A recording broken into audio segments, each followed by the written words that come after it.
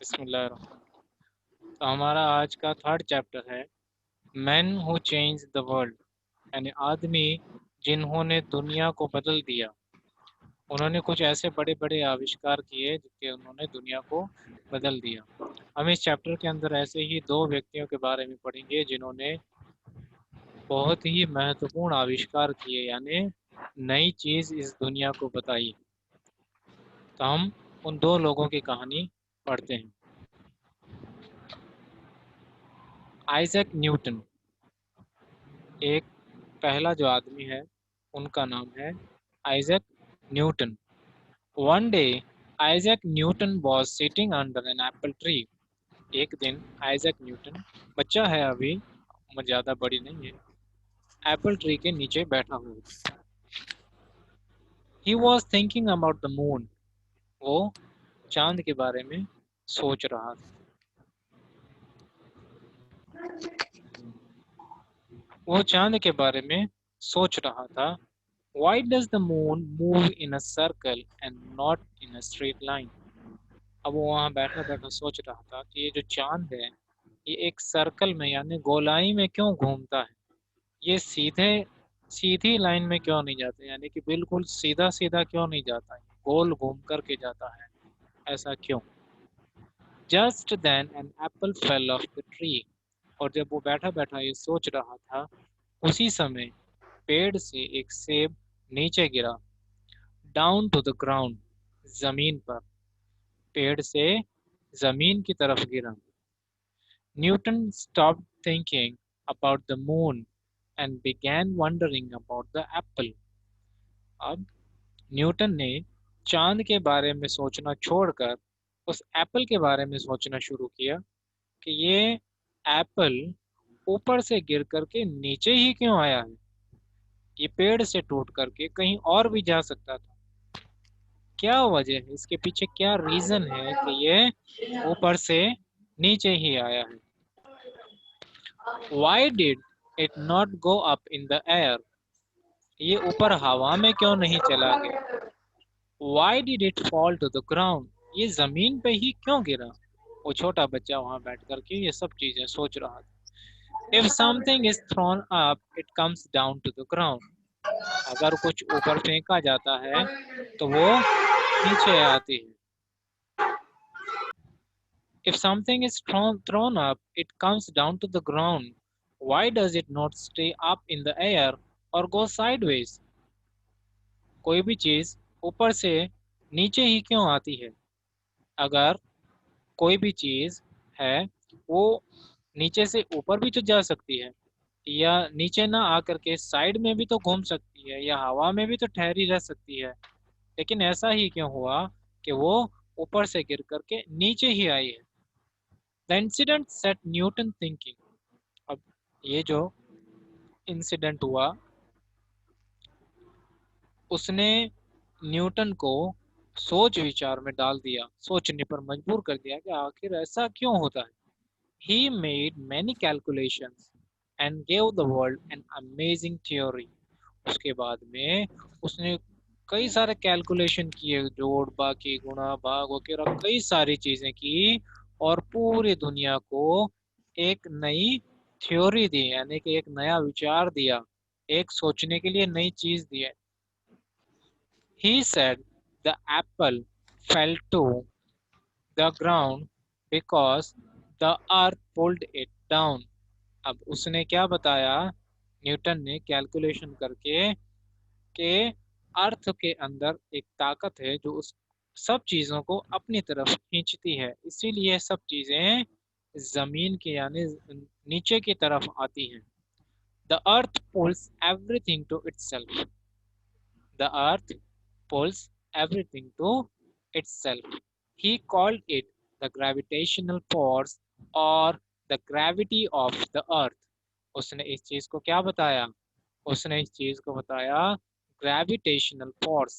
आप साइंस में ये चीज पढ़ेंगे कि अर्थ के अंदर एक ऐसी ताकत है, एक ऐसा पावर है जिससे वो हर चीज को अपनी तरफ खींचती है, जिससे वो हर चीज को अपनी तरफ खींचती है।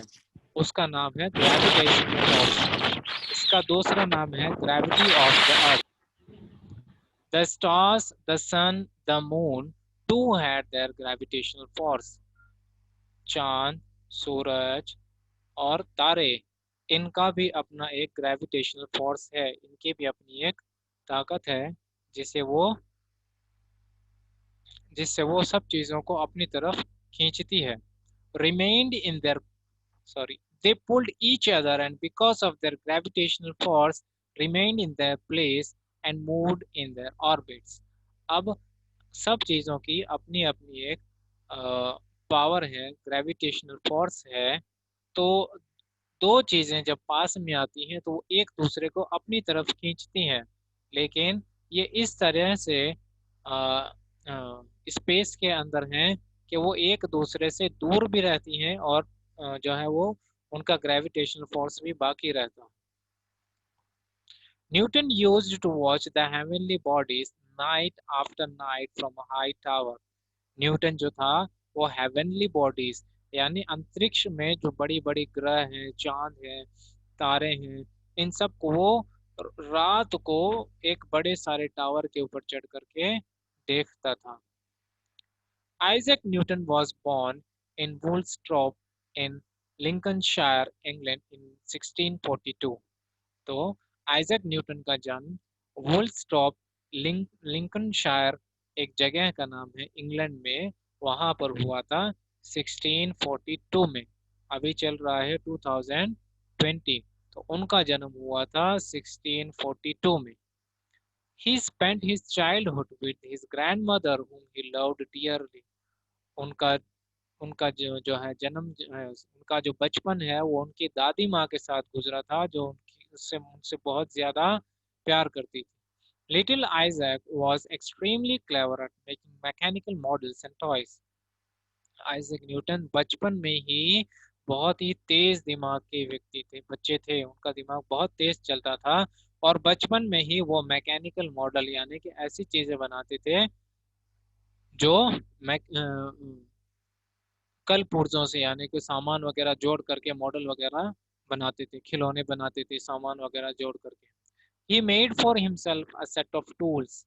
उन्होंने अपने लिए ही एक टूल का सेट बना लिया था, टूल यानी औजारों का सेट बना लिया था। His grand mother was very proud of his skills.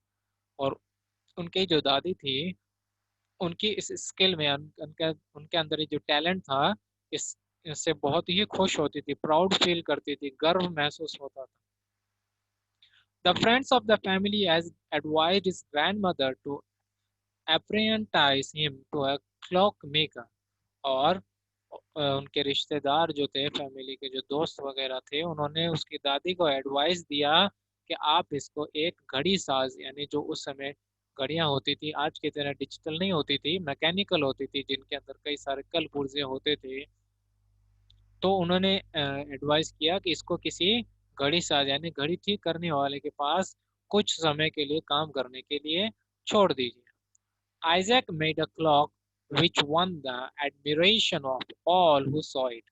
It worked not by weights and beats but by drops of water। उस समय जो घड़ियां बनती थी वो वेट यानी उस उनके अंदर थोड़े वजन रखे जाते थे बैलेंस के लिए, और व्हील्स रखे जाने चक्री रखी जाती थी जिनसे वो पूरी क्लॉक्स काम करती थी। और लेकिन आइजैक ने बचपन में ही ऐसी घड़ी बनाई जिसके अंदर किसी तरह का वजन नहीं रखा हुआ था, किसी तरह की चक्रियां नहीं रखी हुई थी, बाय ड्रॉप्स ऑफ वाटर। और उस वो जो घड़ी बनाई थी वो पानी की बूंदों से चलती थी। He also made a sundial. उसने एक सन डायल बनाया। सन डायल एक डिवाइस होता है, ये देख रहे हैं आप स्क्रीन पे, एक ऐसा डिवाइस होता है जो समय देखने के काम आता है। His grandmother could now tell the time during day as well as at night। अब उसकी जो दादी माँ थी वो दिन में भी और रात का भी समय बता सकती थी। दिन में कितने बजे हैं ये भी बता सकती थी और रात में कितने बजे हैं ये भी बता सकती थी। आउटडोर्स एंड इंडोर्स, घर के बाहर भी और घर के अंदर भी। This sundial, it is said, still exists at Isaac Newton's house.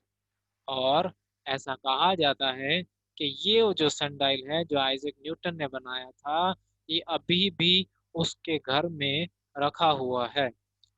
Isaac did not wish to become a clock maker. Isaac का मन या उसकी इच्छा नहीं थी कि वो एक घड़ी साज बने, घड़ी को ठीक करने वाला या घड़ी बनाने वाला बने। He was determined to study. वो क्या करना चाहता था? वो पढ़ाई करना चाहता था। He went to the university of Cambridge. और कैम्ब्रिज जगह है, वहां जाकर के पढ़ाई करने के लिए वहां चला गया। He won great fame because of his theory of gravity.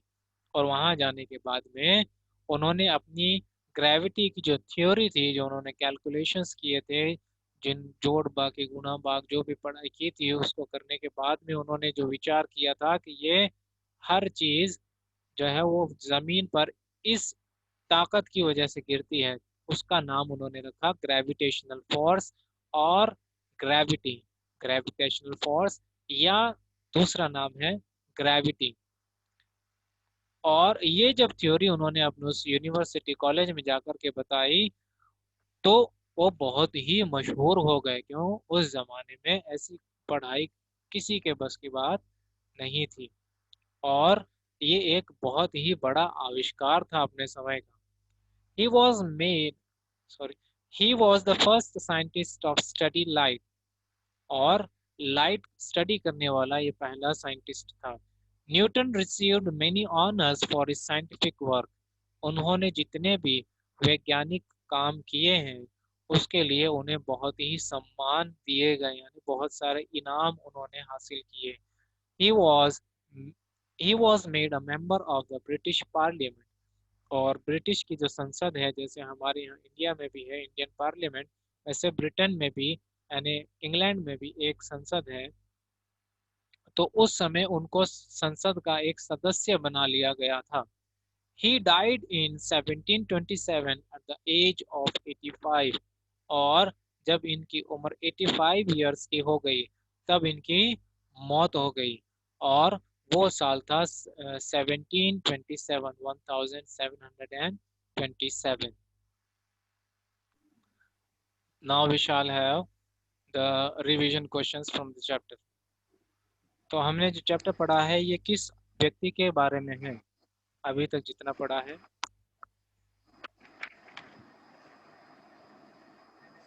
अरे अब कोई भी बता सकता है।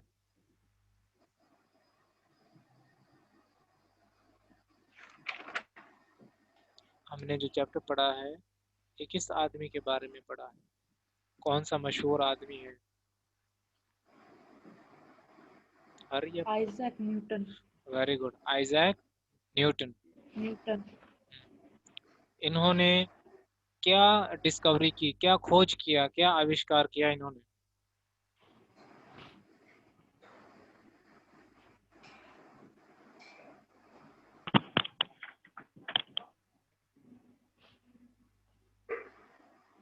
इन्होंने क्या खोज की, क्या आविष्कार किया?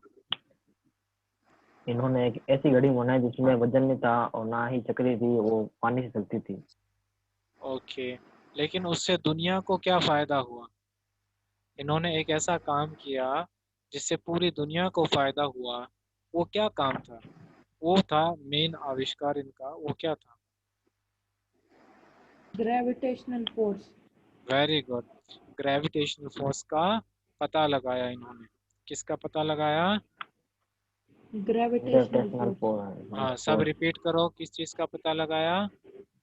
Gravitational force. Gravitational force. Gravitational force. Gravitational force का दूसरा नाम क्या है? Gravity. Very good, repeat, gravity. Gravity. Gravity. Okay. और ये किसके साथ रहते थे? आपकी जो दादी के साथ में। में ग्रैंड मदर। हाँ, अपनी ग्रैंड मदर के साथ में ग्रैंड मदर के रहते थे। साथ। इन्होंने समय पता करने के लिए क्या डिवाइस बनाया?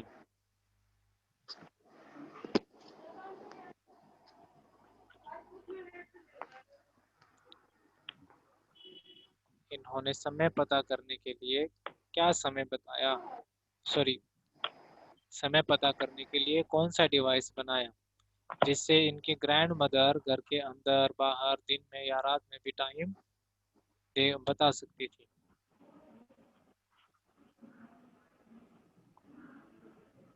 आप स्क्रीन पे देख रहे हैं ना, पिक्चर के अंदर यस ये सर, ऑब्जेक्ट दिखाया गया है, यस सर, इसका नाम है सन यस डायल। सर। तो उन्होंने ये सन सन डायल डायल। बनाया, ये सन डायल आइजैक न्यूटन ने बनाया, बनाया। जिससे उनकी दादी माँ दिन हो या रात हो या घर के अंदर हो या बाहर हो, वो समय बता सकती थी। ये पढ़ने के लिए कौन सी यूनिवर्सिटी में गए, आइजैक न्यूटन पढ़ने के लिए कौन सी यूनिवर्सिटी में गए? University of Cambridge. Very good, university of Cambridge. इन्हें ब्रिटेन में कौन से नेता के पद पे बैठाया गया, किस चीज का मेंबर बनाया गया था इनको? Member of the British parliament. Very good. और इनकी डेथ कब हुई थी? 1727। Very good. उस वक्त इनकी एज कितनी थी? 85। 85 5। 85। वेरी 5। गुड।